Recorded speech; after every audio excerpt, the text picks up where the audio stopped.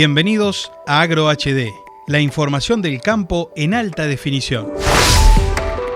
Para el día de la fecha tenemos para compartir con ustedes: bovino criollo, yerba mate, el futuro de la cosecha, inclusión de burlanda en la alimentación de bovinos, flores y su producción, nuevas tecnologías en sembradoras. Todos estos temas fueron preparados por nuestro equipo de producción para ustedes en esta, la emisión número 8 de Agro HD, la información del campo en alta definición.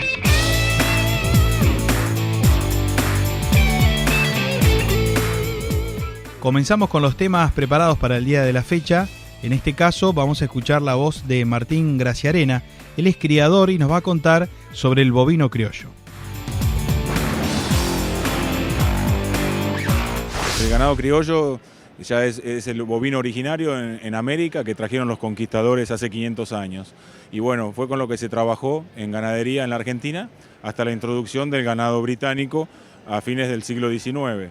El ganado criollo fue muy útil, pero no viene a reemplazar ahora a nadie, sino a aportar sus cualidades a la ganadería que ya existente en la llanura pampeana y en todo el país.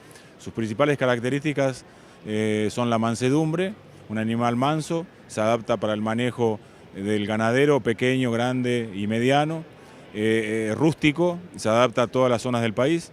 Hay ganado criollo en todas las latitudes del país, del norte al sur. Es muy manuable y muy plástico en este sentido. Y después, otra característica, la fertilidad. Es un ganado muy fértil, muy longevo también, otra característica. Hay vacas de 20 años que tienen su ternero al pie. Y bueno, son características que, si bien la carnicera no es la más importante, pero bueno, como te digo, vienen a aportar otras características a los ganados carniceros, que son muy necesarios. El bovino criollo en sí, carniceramente, es difícil su comercialización en pureza, pero cruzándolo es muy bueno y se equipara a cualquier otra raza británica.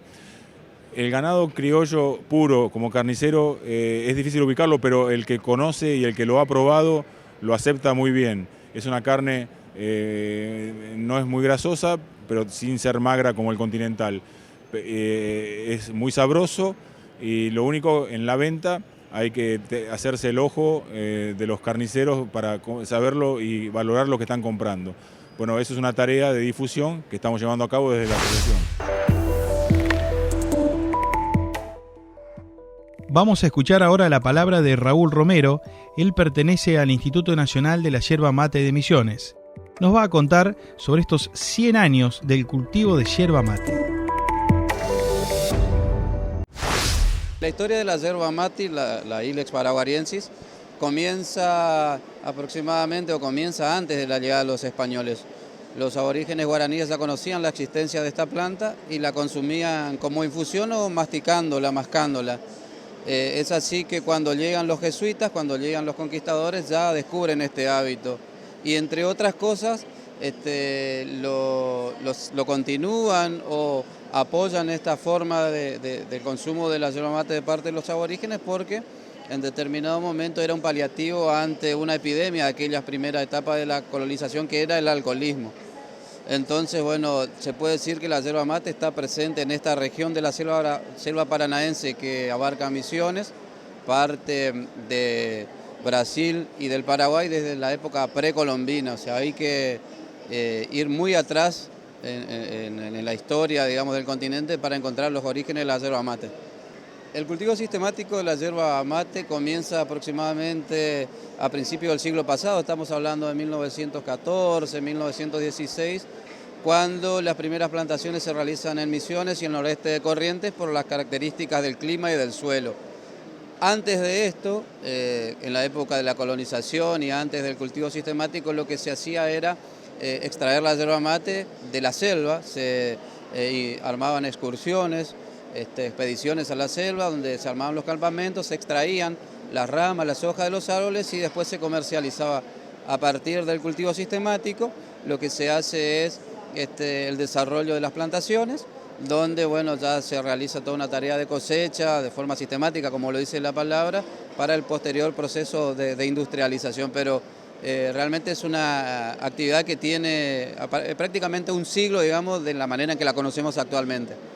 La zona productora abarca la provincia de Misiones prácticamente en su totalidad y el nordeste de Corrientes. En Misiones cultiva el 85% aproximadamente de la extensión de yerba mate y el 15% restante Corrientes. Estamos hablando aproximadamente de 200.000 hectáreas cultivadas de yerba mate en la República Argentina. La yerba mate se desarrolla en viveros a partir de semillas y ejemplares seleccionados.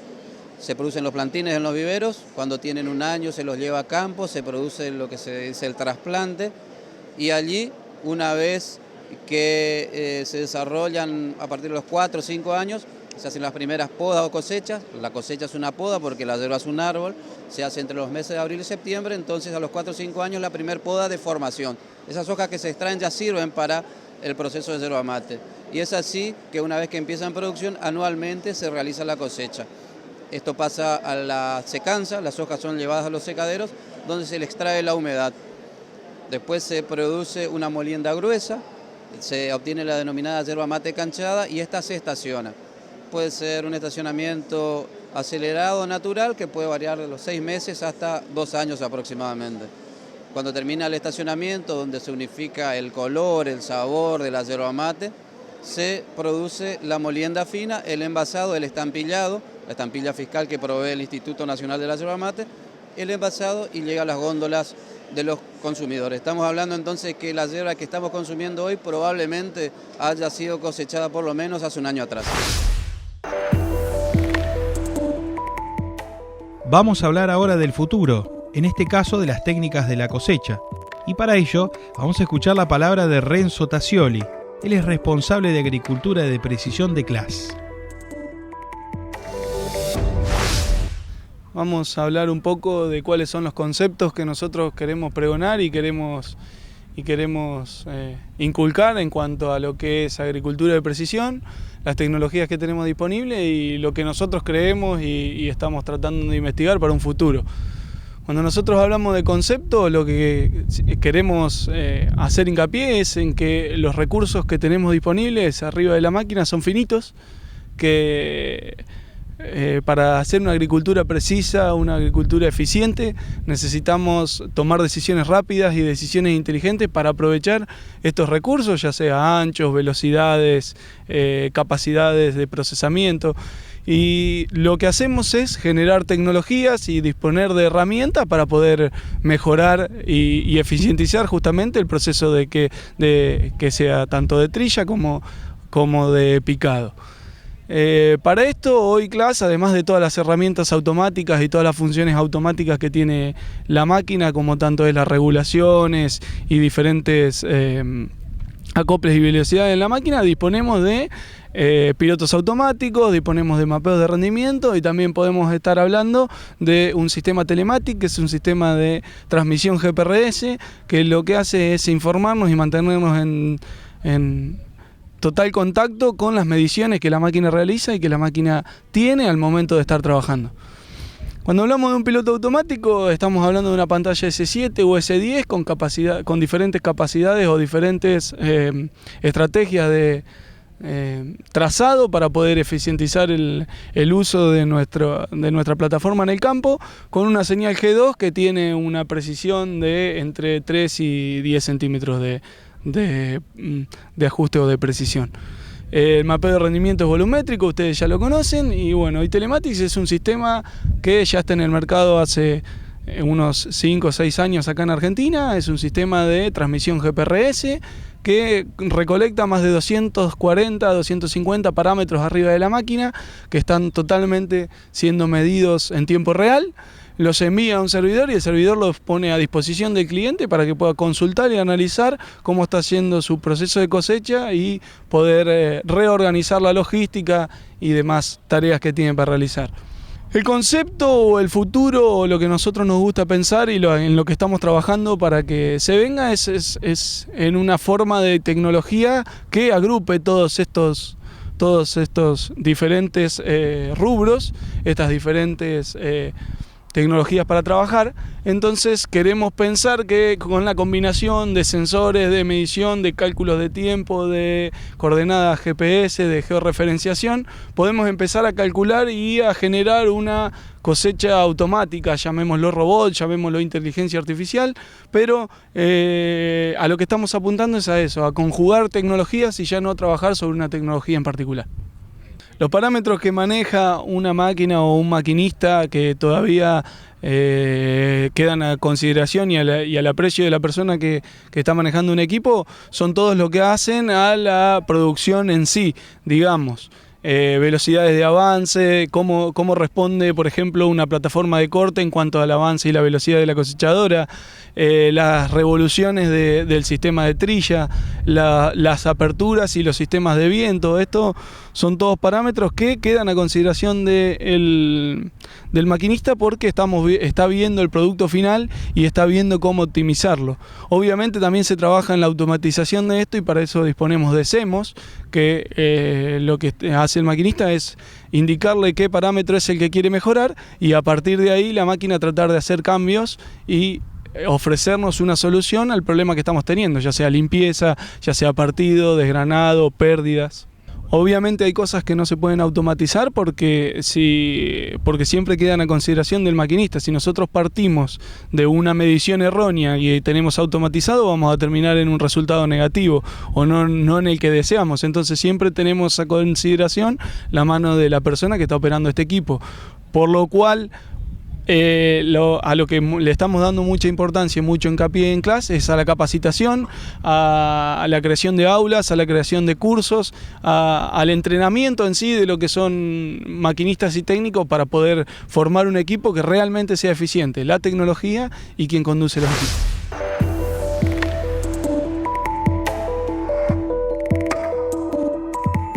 La burlanda y su inclusión en la alimentación de bovinos argentinos es el próximo tema que tenemos para compartir con ustedes.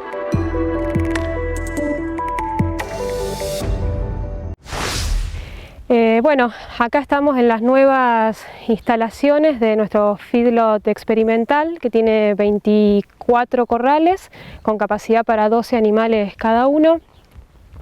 Y bueno, como parte del fortalecimiento de nuestras líneas de investigación es que estamos inaugurando estas instalaciones y diseñando una línea de trabajo referente a la utilización de burlanda en alimentación de bovinos.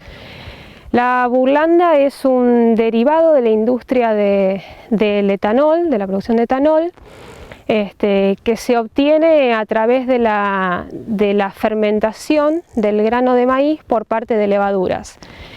Estas levaduras, cuando fermentan el almidón contenido en el grano de maíz, producen, entre otras cosas, etanol, y ese etanol es separado, digamos, del resto del material que queda durante el proceso.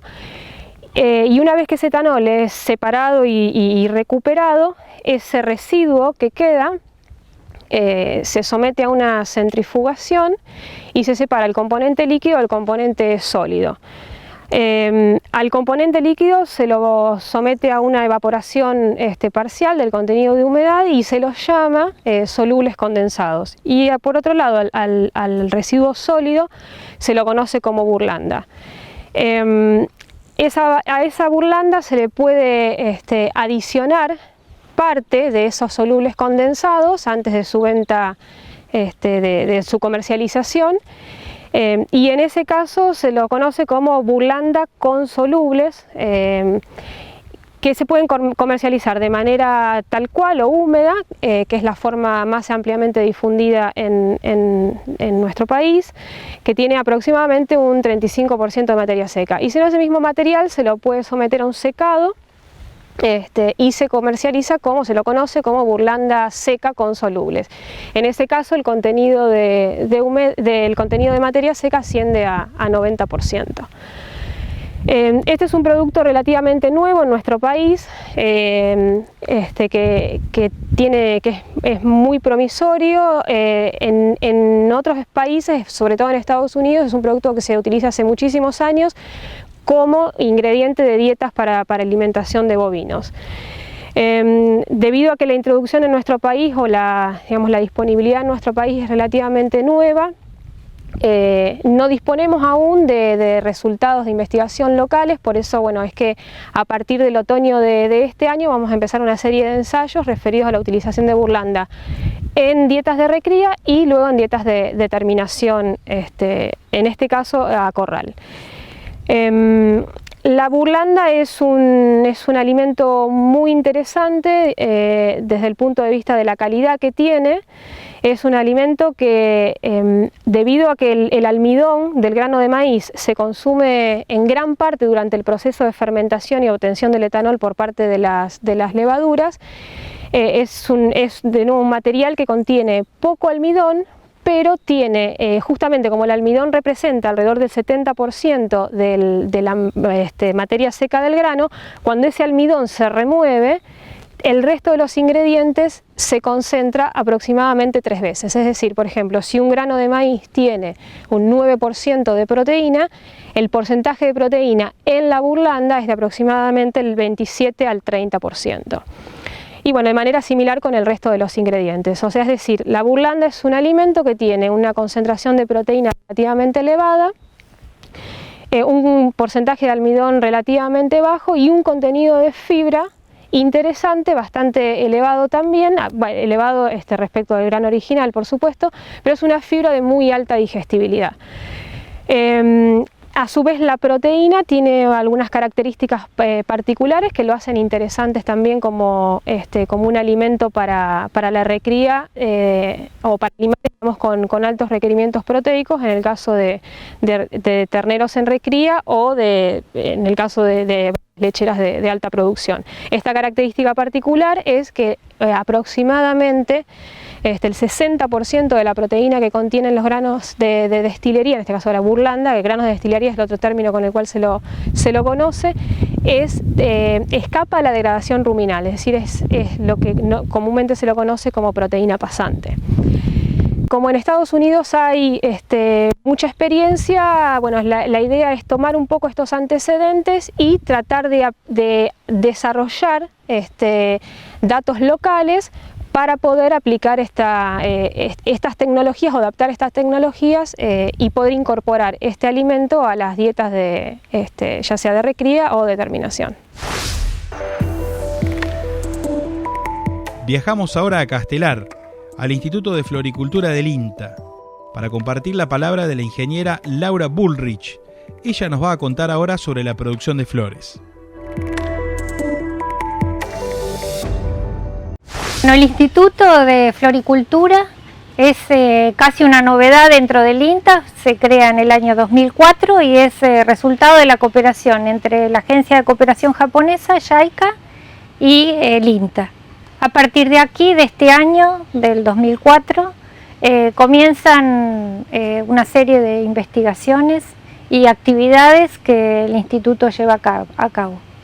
Las actividades principales son las investigaciones, que ahora voy a comentar cuáles son las principales líneas, la asistencia técnica al sector productivo, fuerte trabajo en transferencia de tecnología y herramientas de gestión y productos, y también como novedad en el país es la primera vez que hay un fuerte trabajo de formación en recursos humanos especializados a través de distintos tipos de herramientas, ¿no? Cursos, jornadas y maestría en floricultura que se creó con la Universidad Nacional de Loma de Zamora y ayuda a estudiantes de todo el país, de carreras de grado y posgrado. En cuanto a las principales líneas de investigación, el instituto apunta a 4 principales líneas, que son, uno, lo que es todo el desarrollo de tecnología de cultivo, abordándose por zona, entonces tratando de desarrollar y ajustar tecnologías para cada zona. Y en esto se incluye el tema de márgenes brutos, o sea, lo que se intenta es transferir un paquete tecnológico que sea rentable para cada zona. Otra de las áreas de trabajo o líneas de investigación tiene que ver con la obtención de variedades nacionales que el programa de mejoramiento genético se desarrolla a partir de especies de la flora nativa de Argentina y se han obtenido ya unas más de 15 variedades que están siendo transferidas al mercado nacional e internacional. Hasta ahora Japón, Estados Unidos y a partir de ahora Canadá y Europa, y eso se hace a través de convenios con empresas de mejoramiento internacionales, en nuestro caso con Sakata, que es una empresa japonesa. Otra de las líneas o áreas de investigación tiene que ver con la mejora de la calidad de los productos florícolas a través de estudios de mejora de la sanidad, de técnicas de propagación, de post cosecha. Y por último, hay toda una línea de trabajo en el área económica y gestión de las pymes florícolas para precisamente mejorar, transfiriendo herramientas de gestión para mejora de la gestión de esas empresas. Y nuestro rol también creemos fundamental que el rol del instituto tiene que ser como un actor entre organismos públicos e instituciones del sector privado, precisamente para buscar soluciones integrales que aborda tanto aspectos de impulso de políticas para el sector, como aspectos normativos que hay que mejorar, por ejemplo SENASA y NACE, mejoras en aspectos de comercialización, etc. Bueno, como un ejemplo concreto del trabajo durante todos estos años del instituto, podemos mencionar el caso de un desarrollo de un pequeño polo productivo a partir de ex productores tabacaleros en el norte de Santa Fe. Esto comenzó con un pequeño productor poniendo un invernáculo, hoy ya hay más de 15 productores instalados, creciendo, han hecho ya las primeras ferias florales y hay que tener en cuenta que todas las pequeñas las ciudades del interior son provistos en su mayoría por mercadería que viene desde Buenos Aires.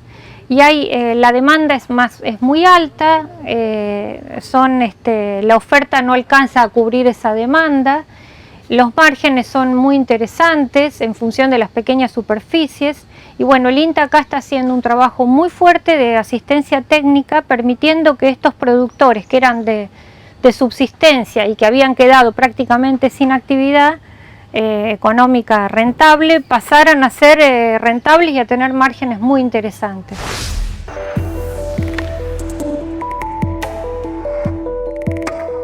Vamos ahora a compartir el próximo tema de la mano del ingeniero Andrés Méndez, que nos va a contar sobre las nuevas tecnologías en sembradoras.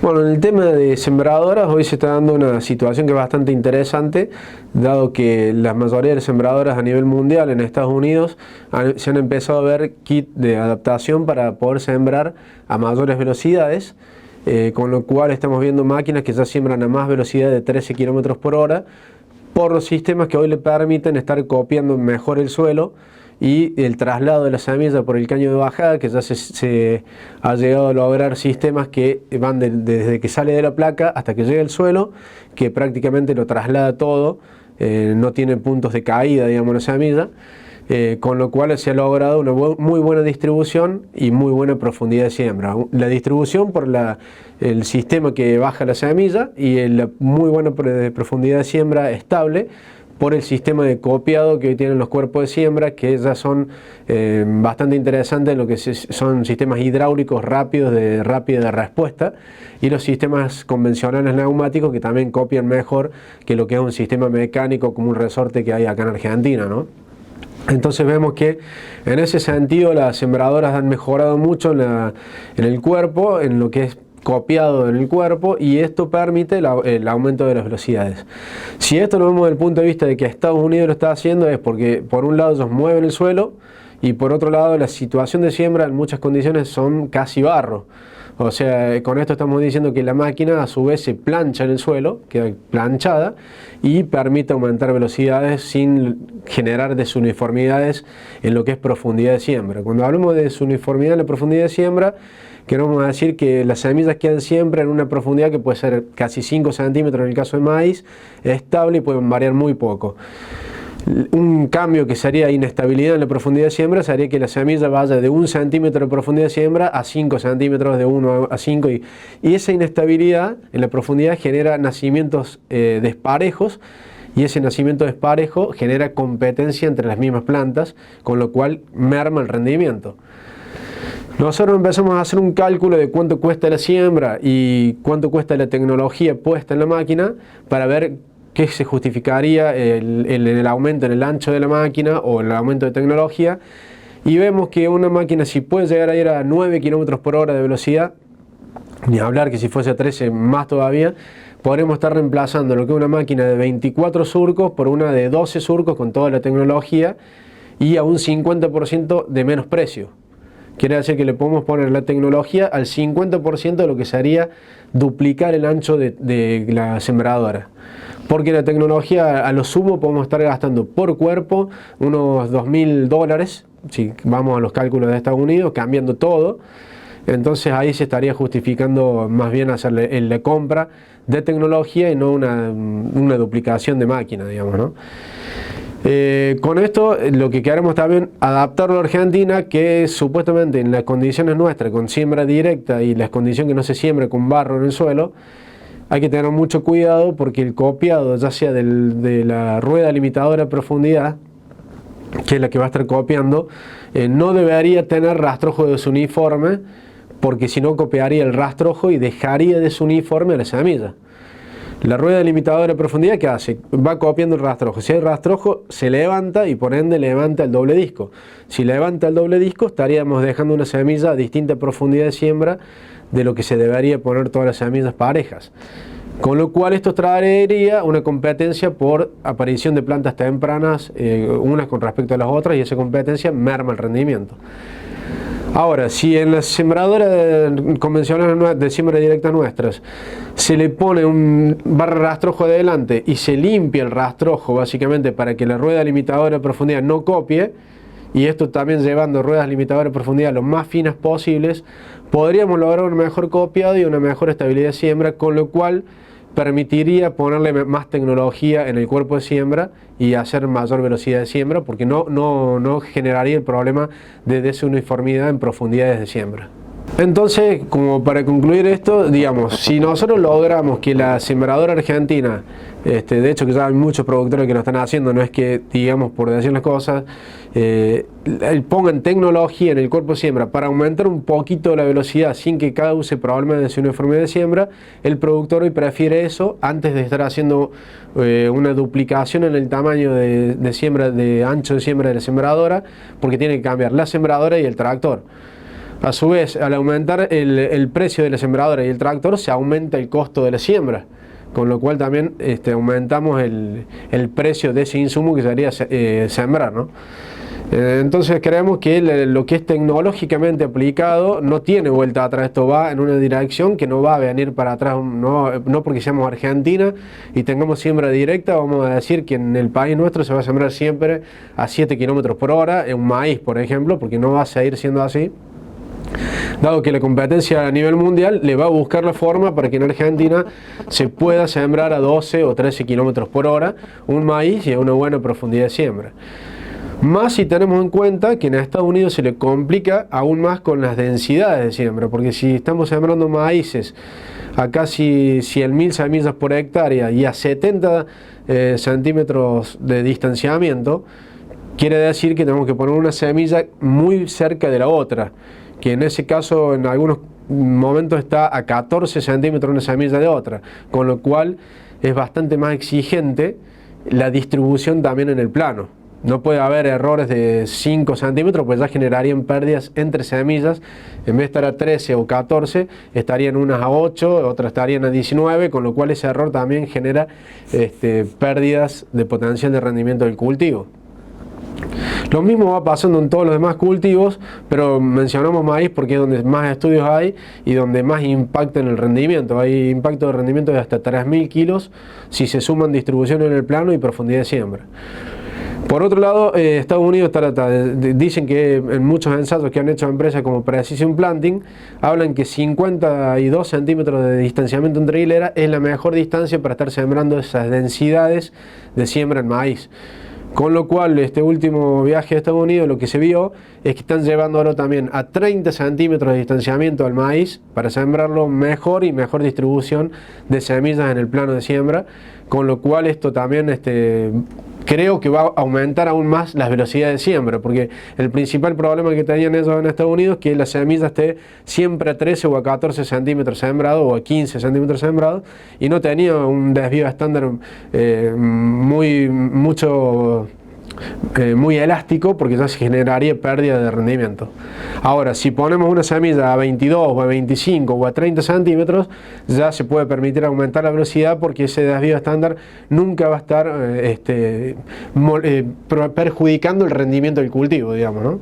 Y hoy con por ejemplo, los cabezales maiceros que ya te permiten estar trabajando con distintos distanciamientos entre hileras, por ejemplo, por más que no esté sembrado el maíz o el cabezal no tenga el 30 centímetros, esté ubicado 45 o 50, pero sí permite que se lleve esa línea al lugar donde va al embocador de la plataforma. Ahí ya tenemos cabezales maiceros que lo pueden hacer con maíces sembrados 30 centímetros, 40, 45, lo que quieran, la disposición que quieran, porque lo va a estar permitiendo el cabezal. Antes era muy exigente, pero ya ahora con los cabezales nuevos que hay, se permite hacer una cosecha que esté en disposiciones entre surcos distintas, digamos, ¿no? Esto fue todo por hoy, la emisión número 8 de Agro HD. Seguimos trabajando para acercarle toda la información referida al agro. Los esperamos en el próximo programa.